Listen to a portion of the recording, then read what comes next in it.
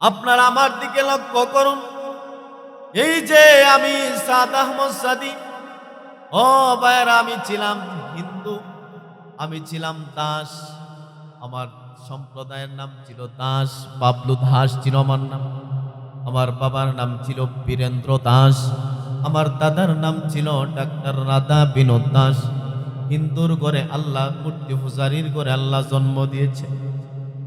কিন্তু বাবারে, আপনাদের কপাল কত ভালো, আপনাদেরকে আল্লাহ পাক ইহুদিদের ঘরে জন্ম দেন নাই, মূর্তি পূজারীর ঘরে আল্লাহ পাক জন্ম দেন নাই, অগ্নি পূজারীর ঘরে আল্লাহ জন্ম দেন নাই। যদি আপনাদেরকে মূর্তি পূজারীর ঘরে জন্ম দিতেন, তাহলে আজকে মুসলমান দাবি করতে পারতেন না, আজকে এই প্যান্ডেলের মধ্যে বসার সুযোগ হতো না, ঠিক কিনা? ও মুসলমানেরা, তাহলে এই যে ইসলাম ধর্ম, আমাদের রবের নাম কি জুড়ে বলুন? ইসলাম ধর্ম দিয়েছেন কে? আল্লাহ। এই ইসলাম নাম দিয়েছেন কে? আল্লাহ। ইসলাম ধর্মকে যিনি তৈরি করেছেন তিনি কে? আল্লাহ। আমাদের রব কে? আল্লাহ। আমাদের রব দুর্বল না সবল? সুবহানাল্লাহি ওয়া বিহামদিহি। কেমন সবল! ও ভাইরা, তাদের খোদা হলো ৩৩ কোটি। কত কোটি? ৩৩ কোটি মিললেও যদি সবগুলোর ক্ষমতা যদি একত্র করা হয়, ক্ষমতা তো নাই, আবার একত্রিত হইব কি? ঠিক কি না? ক্ষমতা আসেনি। কি বলেন আপনাদের? একটারও ক্ষমতা নাই, একটা মাছি বানানোর ক্ষমতা নাই। কুকুরে যদি প্রস্রাব করে দেয়, ওই কুকুরকে তাড়ানোর ক্ষমতাও তাদের নাই, ঠিক কিনা? আমার প্রাণের ভাইয়েরা, কিন্তু আমাদের রব আল্লাহ দুর্বল না সবল? হয় নাই? আর একটু আওয়াজ করে বলেন, দুর্বল না সবল? আল্লাহ কেমন সবল! আল্লাহ পাকের সঙ্গে ফেরাউন পাল্লা দিয়েছিল। এই ফেরাউনের কিচ্ছু ছিল না। ফেরাউন ছিল, আমার প্রাণের ভাইয়েরা, তরমুজ ব্যস্ত। তরমুজ কি ব্যস্ত? এর আগে আরেকটা কাজ করত, গুরুস্থানের দারোয়ানি করত। গুরুস্থান বুঝেন? ওই ফেরাউন না কবরস্থানের দারোয়ানগিরি করত। কবরস্থান পাহারা দিত। কবরস্থান পাহারা দিতে দিতে এক পর্যায়ে সে বলে, এই ফারাদারি আর কয়দিন করতে, কয়দিন আর ফারাদারি করবো না, এটার ভালো লাগে না। এখন কয় একটা ব্যবসা করি। কি করি? ব্যবসা করি। এখন ব্যবসা করার জন্য দারোয়ানগিরি সাইরে দিয়া গেছে তরমুজ ক্ষেতের মধ্যে। হাঁটতেছে হাঁটতেছে, পেটে বড় ক্ষুধা, খাবার নাই। একজন কৃষককে ডাক দিয়া বলে, চাচা, আমার পেটে বড় ক্ষুধা, আপনি আমারে কিছু খাবার দিবেন? তো বেচারা কি করলো, একটা তরমুজ দিছে খাইবার লাগে। ফেরাউন না তরমুজ খাইছে, খাওয়ার পরে কয়, চাচা, আমার একটা ব্যবসা ধরাইয়া দিন। ওই কৃষক বেচারায় দয়া ভাইবে, অনুগ্রহ করে, মায়া লাগছে, কয়, যাও, তুমি আমার প্রত্যেক দিন আমার কাছ থেকে তরমুজ নিয়ে বাজারে বিক্রি করবা, এর বিনিময়ে লভ্যাংশ তোমার, তুমি শুধু আমাকে পুঁজিটা দিয়ে দিবা। এইভাবে ব্যবসা করতে করতে ব্যবসার মধ্যে, তরমুজের মধ্যে সিন্ডিকেট লাগাই দিছে ফেরাউন। সিন্ডিকেট করতে করতে এখন অনেক টাকার মালিক হয়ে গেছে। এখন কি গেছে? অনেক টাকার মালিক। ঘটনাক্রমে আল্লাহ তো তারে দুনিয়াতে দিব, ঠিক কিনা? এটা আল্লাহর নিজাম। ঘটনাক্রমে এই এলাকার চেয়ারম্যান মরে গেছে, এন্তেকাল হয়েছে। এখন ফেরাউনের কিছু টাকা টুকা আছে, কি আছে? টাকা পয়সা আছে। এখন লোকটাও মোটামুটি টাকা পয়সা আছে, তো মানুষের কাছে পরিচিত হয়ে গেছে, অমুকরে দেয়, হমুকরে দেয়, বুঝছেন? এইভাবে দিতে দিতে এই লোকটারে নিয়ে আমরা চেয়ারম্যান বানাইলি। শিয়ালের কাছে মুরগি বাকি দিছে, তখন না কেন? এবার ফেরাউনকে চেয়ারম্যান বানানো হলো। তার কপাল কত ভালো দেখেন। চেয়ারম্যান হওয়ার পরে 2-1 বছর পরে দেখা যায় এমপি মইরা গেছে। এখন লোকেরা কয়, এমপি কারে বানাইবা? না, এমপি বেটারেও বানাও। এখন কিছুদিন পরে এমপি হয়ে গেছে। এমপি হওয়ার পরে কিছুদিন পরে মন্ত্রীর একটা এন্তেকাল হয়ে গেছে। মন্ত্রী যখন এন্তেকাল হয়ে গেল, এখন সবাই ভোট দেয়া তারে মন্ত্রী বানাই নিয়েছে। দিন দিন প্রমোশন হইতেছে। এখন যখন মন্ত্রী হয়ে গেল, এক পর্যায়ে আল্লাহ তারে সুযোগ দিতে দিতে এখন মিশরের প্রধানমন্ত্রী হয়েছে।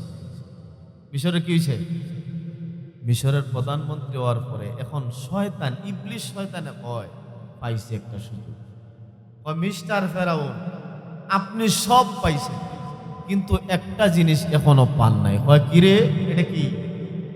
হয় শুনেন, আপনি একটা জিনিস এখনো পান নাই, এর মানে আপনি কিছুই পান নাই।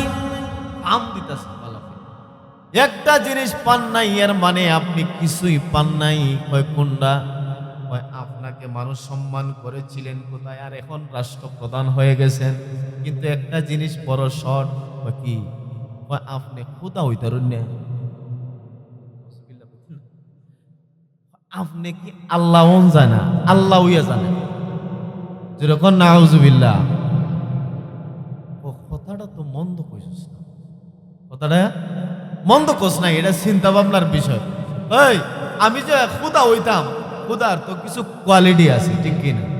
খুদার কিছু গুণ আছে না, তা আমার মধ্যে এই কোয়ালিটি তো নাই। আরে আমি আছি, এটা কয় শয়তানে কয় আমি আছি না, আমি থাকতে তোমার কোনো ভরসা। এবার তাইলে খুদা হইতাম যে কেমনে হইতাম? আগামী কালকে থেকে আপনি ঘোষণা কইরা দিন আমি মিশরের খুদা। চিল্লা এখন নাও। এখন মিস্টার ফেরাউন এলান করলো যে আমি মিশরের সবচেয়ে বড় খুদা, আনা রাব্বুকুমুল আলা, আমি সবচেয়ে বড় খুদা। এখন যখন খুদা হয়ে গেলে, এখন খুদা নবী লাগবো না? কথা কই না? আমরার আল্লাহ নবী আছে না। এখন ফেরাউন যে খুদা হইল, আল্লাহ হইল, এখন তার নবী লাগতো না?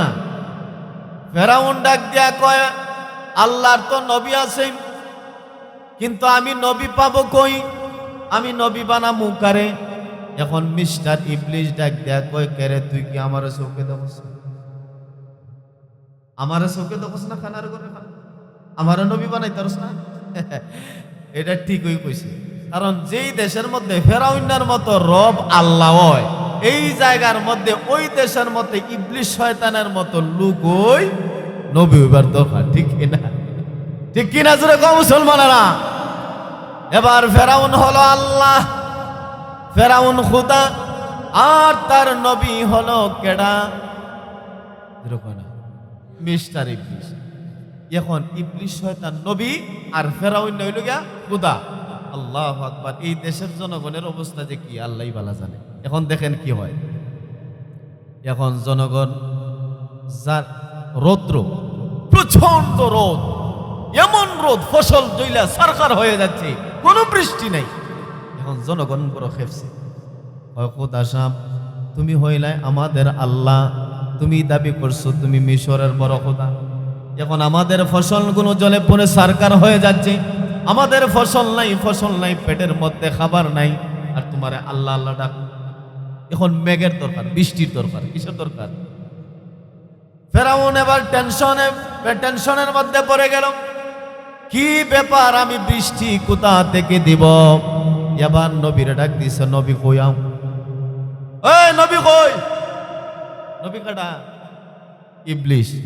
ইবলিস আসলো, আয়সা কয় জনাব হাজির।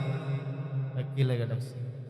আমার মাথা বড় নষ্ট হয়ে গেছে, আমার যে যে দায়িত্ব দিলা তুমি, আমি তো আল্লাহ না, ওই বুয়া খুদা হইছি, ঠিক কি না? বউ আমারে খুদা বানাইয়া দিলি বেটা, এখন তো মহা মুসিবত, আমি মেঘ দেই কই থেকে, পানি দেই কই থেকে, বৃষ্টি কোথায় থেকে দিই? আমার তো বাবারও ক্ষমতা নেই বৃষ্টি দেওয়ার। বৃষ্টি যিনি দেন তিনি কে? আল্লাহ। এবার পানি দিয়ে করতে হবে, নো টেনশন, আমি আছি না। এটা ইবলিস শয়তান, আপনার কোনো টেনশন নাই, আমি তো আছি, আমার উপরে ভরসা রাখেন। তুই পানি দিবি কইতে, এই চিন্তা আমার তোমার না। সুবহানাল্লাহ। যেরকম না। এখন ইবলিস শয়তানের বাহিনী আছে না, কথা বলেন না কেন? সব বাহিনীরা ডাক দিল, বাহিনীকে ডাক দিয়া বলতেছে, ও আমার ছেলা চামুন্ডারা, তোমরা কে কোথায় আসো? আসো। ডাক দিয়া বলতেছে, এখন খোদা বড় টেনশনে, আমাকে দায়িত্ব দিছে, আমি নবী, আমার তো একটা দায়িত্ব আছে। এখন বৃষ্টি দেয়া লাগবে, পাবলিকের ফসল দইলা ফিরেছে, তোমরা প্রত্যেকে চড়ায় চিটাইয়া গ্রামের ভিতরে চলে যাও, গিয়া প্রত্যেকের টিনের সালের মধ্যে মুইথা দিবা। মুইথা কিতা করে দিব? এই আজকে থেকে পেশাব বন্ধ, একটাও পেশাব করবি না, পেশাব জমায়া রাখ। পেশাবের টাঙ্কি তলি যখন ভরপুর হয়ে যাবে, সবগুলো একসাথে মেশিনগুলো স্টার্ট কইরা দিবে। স্টার্ট কইরা দিলে পরে মানুষের টিনের সালের মধ্যে ঝনঝন ঝনঝন শব্দ হইব, মানুষের ওই বৃষ্টি আইতেছে, ঠিক কি না? এখন সব শয়তানের ঘরে শয়তানটাই গিয়ে কি করছে, একসাথে মুইতে দিছে। এখন হাই রে ভাষা, আর মানুষ তো জনগণ পাবলিক ঘুমায় ঘুমায় বড় খুশি, খুদায় তো মেঘ দিতেছে। ওই আসলে কি মেঘ হইতেছে? হ্যাঁ, হায়ের আমার পাবলিক সকালবেলা উঠলেন, ওইটা দেখে উঠান ভিজা, মাটি ভিজা, ফসলগুলো ভিজা, কিন্তু একটা কিন্তু আছে, একটা কিন্তু আছে। কিনা? কি রে, বৃষ্টি হইল কিন্তু বৃষ্টির মধ্যে এমন গন্ধ করে কেন রে? কিতা করে গন্ধ বুঝেননি? আমরা সিলেটে ভাষায় গন্ধ করে, আপনারা কি বলেন? এখন গন্ধ, দুর্গন্ধ করতেছে। বৃষ্টি হইলে তো গন্ধ করার কথা না, ঠিক কিনা?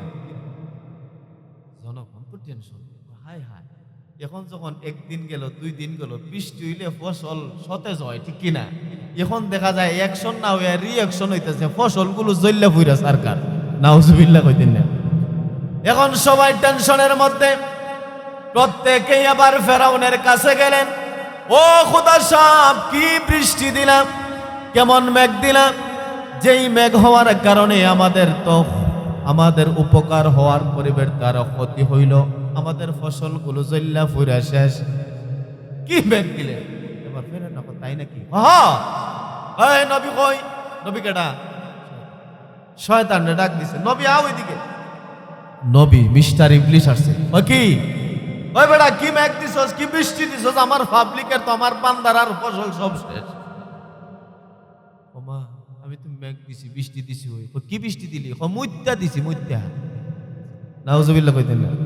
হায় হায়, সর্বনাশ করছস, মুত্যা দিছস বেটা, করছস নাকি? আমার খুদাগিরি এখন শেষ।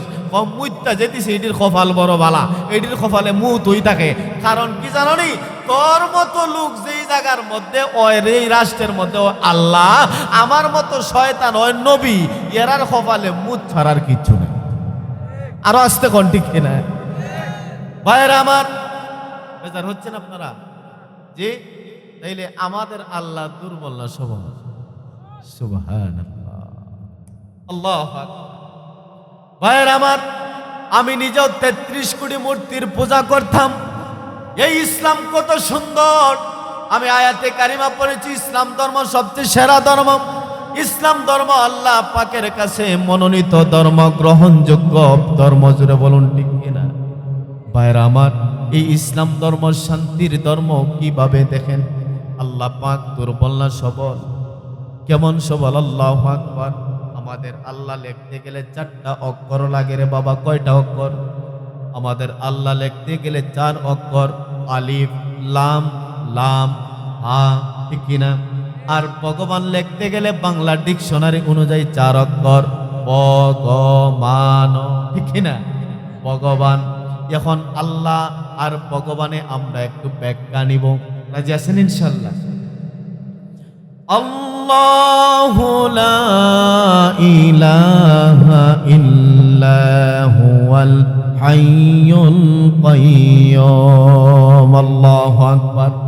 আল্লাহ বলেন, আল্লাহ হচ্ছেন তিনি যিনি হাই, চিরঞ্জীব, আল কাইয়্যুম, যিনি সদা সর্বদা থাকবেন, কোনোদিন ধ্বংস হবেন না। সুবহানাল্লাহ। এখন যদি আমরা আল্লাহ শব্দের আলিফ বাদ দিয়া দিই, তাহলে তাকে লিল্লাহ, কি তাকে? জোরে বলুন, কি তাকে ভাই? লিল্লাহ। আলিফ বাদ দিলে তাকে 3টা অক্ষর। কয়টা অক্ষর? 3 অক্ষর। লাম লাম হা, ঠিক কিনা? এখন আলিফের, আল্লাহ শব্দের আলিফ বাদ দিলাম, থাকলো কি? লিল্লাহ।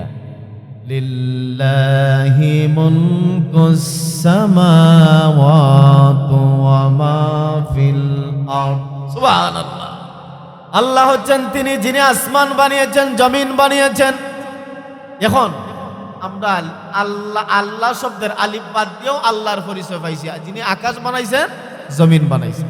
এখন দেখেন, এখন ভগবানের শব্দের প্রথম অক্ষর ভ, এটা বাদ দিলাম, এখন থাকলো কি? গবান। কি থাকলো? গ গ ময়কার মা দন্তান্ন। কি থাকলো না সরি গ বয়কার বা দন্তান্ন গবান কি থাকলো গবান। এখন এই গবানের অর্থ কি জানেন? বাংলা ডিকশনারি অনুযায়ী গুগলে সার্চ দিলে পাবেন এই গবান শব্দের অর্থ হলো গরুর পায়খানা গোবর। এখন হিন্দুদের ভগবান, এই ভগবান তো আর ভগবান থাকলো না, ভগবান আর খোদা থাকলো না, এই খোদা হয়ে গেল তাদের গরুর পায়খানা গরুর গোবর, ঠিক কিনা? আরে ভাই, যে ভগবান একটা অক্ষর বাদ দিলে পরে ভগবান থেকে খোদা থেকে হইয়া যায় গরুর গোবর, এই খোদার পূজা কইরা নাজাত পাওয়া সম্ভব? এবার আসেন আমরা লাম বাদ দিব, আলিফ বাদ দিলাম, আরেকটা লাম বাদ দিব, আরেকটা লাম বাদ দিলে তাকে লাহু, কি থাকে লাহু। সুবহানাল্লাহ। লাহু মুলকুস সামাওয়াতি ওয়াল আরদ। সুবহানাল্লাহ। আল্লাহর পরিচয় আছে না নাই? আছে। এখন আমরা দুইটা বাদ দিলাম, থাকলো কি লাহু। লাহু দিয়েও আমাদের আল্লাহর পরিচয় আছে না নাই? আছে। এখন তাদের আরেকটা বাদ দিব, ব বাদ দিব। কি বাদ দিব? প্রথমে বাদ দিলাম ভ, এখন থাকলো গবান, এখন বাদ দিব গ, এখন তাকে শুধু বান। কথা বলেন না কেন? এখন তাকে কি বয়কার বা দন্তান্ন বান। এই বান শব্দের অর্থ হলো দুইটা, জুড়ে বলেন কয়টা? বান শব্দের অর্থ হলো দুইটা। এক নাম্বার বান মানে বন্যা, এক নম্বরে বান মানে পানির বন্যা, দুই নম্বরে হলো বান মানে গরুর ওলান। বান মানে গরুর ওলান, গরুর গাভীর ওলান। ওলান থাকে না, দুধ যে আমরা দোয়াই, এটা কি বলেন আপনারা? ওলান। আমরা সিলেট ভাষায় গরুর ওলান। এখন এই যে বান মানে হলো গরুর ওলান, বান মানে হলো বন্যা। এখন দুইটা শব্দ বাদ দিলাম, দুইটা হরফ বাদ দিলাম, দুইটা অক্ষর বাদ দিলাম, তোমাদের খোদার অস্তিত্ব বিলীন হয়ে গেল। একটা অক্ষর বাদ দেওয়ার কারণে তোমাদের খোদা হয়ে গেল ভগবানের, ভগবানের এই যে গরুর গোবর, ঠিক কিনা? আর একটা অক্ষর বাদ দিলাম, এখন ভগবান সৃষ্টিকর্তার সৃষ্টিকর্তা রইল না, এখন ভগবান হয়ে গেল গরুর গাভীর ওলান, আর নাইলে হয়ে গেল বন্যার পানি, ঠিক কিনা? নাউজুবিল্লাহ বললেন না? এখন আমরা লাম্বাদ দিলাম, আরেকটা লাম্বাদ দিব, এখন শুধু থাকবে হু হা, ঠিক কিনা? সুবহানাল্লাহ। এই হু দেও আল্লাহর পরিচয় আছে না নাই? হুয়াল্লাহুল্লাযী লা ইলাহা ইল্লা হুয়াল হাইয়ুল কাইয়্যুম। আল্লাহু আকবার। আছে না নাই? আল্লাহর পরিচয় আমরা হু দিয়েও পাইলাম, একটা অক্ষর দিয়েও পাইলাম। এখন ভগবানের আমরা বান, বানের বাও বাদ দিব, এখন থাকবে শুধু দন্তান্ন। কি থাকবে? এখন ন মানে নয়, ন মানে ন, ন মানে না। এখন এই যে চার অক্ষর বাদ দেওয়ার কারণে একটা অক্ষর থাকলো, এক অক্ষরে প্রমাণ করে তাদের ভগবানের কোনো অস্তিত্বই নাই। আল্লাহু আকবার। কিন্তু আমাদের রবের অস্তিত্ব আছে না নাই? ও ভাইরা আমার, আমাদের হিন্দু ভাইরা আমাকে বলে, ও সাদ আহমদ সাদি, তোমাকে, তুমি যে মূর্তির বিরুদ্ধে বলো, আমাদের মূর্তিগুলো তোমাকে ধরবে, তোমাকে যেদিন ধরবে তোমাকে আর ছাড়বে না, তুমি বাঁচতে পারবা না। আমি তখন ডাক দিয়া বলি, ও আমার ভাইরা শোনো, তোমাদের খোদা আমাকে ধরবে তো দূরের কথা, আগে বলো খোদার পিছনে যে বাঁশ আছে, এই বাঁশটা যদি সে টান দিয়া খুলতে পারে, তাহলে আমি বুঝবো সে আমাকে ধরতে পারবে, ঠিক কিনা? এই খোদা নিজের পিছনের বাঁশ টান দিয়ে খুলতে পারে না। এই খোদা দুর্বল না সবল? আরো জোরে বলেন, দুর্বল না সবল? একটা খোদা তাদের ধর্মের মধ্যে আছে, মা কালী, দেখবেন জিব্বা বের করা, দেখছেন জিব্বা বের করা আছে। আমি ডাক দিয়া বললাম, ও আমার হিন্দু ভাইয়েরা, তোমাদের কালীকে বলো জিব্বাটা, আমি ছোটবেলা থেকে দেখতেছি জিব্বাটা আদাত বাইরিয়া রয়েছে, কামড় দিয়ে রয়েছে, এটা কি জীবন আর ভিতরে যাইতো না? কথা কই না আপনারা? হাজার হাজার বছর হয়ে গেল তোমাদের খোদার জিব্বা ভিতরে যায় না। যে খোদার জিব্বাটা ভিতরে নেয়ার ক্ষমতা নাই, এই খোদা আমারে ধরবে ঠ্যাংডাল লাগালো হয়তো না, ঠিক কিনা? আমি বললাম যদি তোমাদের খোদা, তোমাদের ভগবান, তোমাদের খালি জিব্বা যেদিন ভিতরে ঢোকাইতে পারবে, সেদিন আমি মেনে নিব তোমাদের খোদা সবল, ঠিক কিনা? আমাকে বলে তুমি খালি মূর্তির বিরুদ্ধে কথা কও। আরে সমস্ত নবীরাই মূর্তির বিরুদ্ধে বলছেন, ঠিক কিনা? সমস্ত নবীদেরকে আল্লাহ দুনিয়ার জমিনে পাঠাইছেন মূর্তিগুলো ভেঙে মাটির সাথে মিশিয়ে দেওয়ার জন্য, ঠিক কিনা? এখন আমি মূর্তির বিপক্ষে বলছি? কথা বলেন। আরে ভাই আমি তো বিপক্ষে বলি না, আমি পক্ষে বলি। তোমাদের খোদারে দেখলে আমার মায়া লাগে, কষ্ট লাগে, ঠিক কিনা? কি কষ্ট লাগে? তোমরা এত কষ্ট করে দিন রাত পরিশ্রম করে তোমরা ফেক তলা কইরা, এই পেক দিয়া খেরকুটা দিয়া পাশ দিয়া এরপরে ভগবানরে বানাও, মূর্তিরে বানাও। মূর্তি বানাইয়া তার নাক দেও, চোখ দেও, পা দাও, হাত দেও, সব দিলা, সব কিছু দিয়া এই ভগবান দাঁড়াইতে পারে না, দাঁড়ানোর ক্ষমতা নাই। এই ভগবানের পিছনে একটা একালা বাঁশ দিলা, ঠিক কিনা? একালা বাঁশ দেওয়ার পরে এবার ভগবান উলঙ্গ একটা শাড়ি পরাইয়া দিলা, শাড়ি পরাইয়া দেওয়ার পরে রং দিয়া লেপ দিলা। এরপরে এই ভগবান হাঁটতেও পারে না, ধরতেও পারে না, শুইতেও পারে না, কিচ্ছু করার ক্ষমতা নেই, ঠিক কিনা? কথা বলেন না কেন? এই যে ভগবানকে এত কষ্ট করে বানাইলাম, এরপরে এই ভগবানের পাশার মধ্যে লাঠি দিলা, একলা বাঁশ দিলা। এই জন্য আমার কষ্ট লাগে। যাকে তোমরা মহাব্বত করো, ভালোবাসো, যার ইবাদত করো, তার পিছনে বাঁশ কেমনে দাও আমার বুঝে ধরে না, ঠিক কিনা? এই জন্য আমার মায়া লাগে। এই বাঁশটা টানতে সরাও, ঠিক কিনা?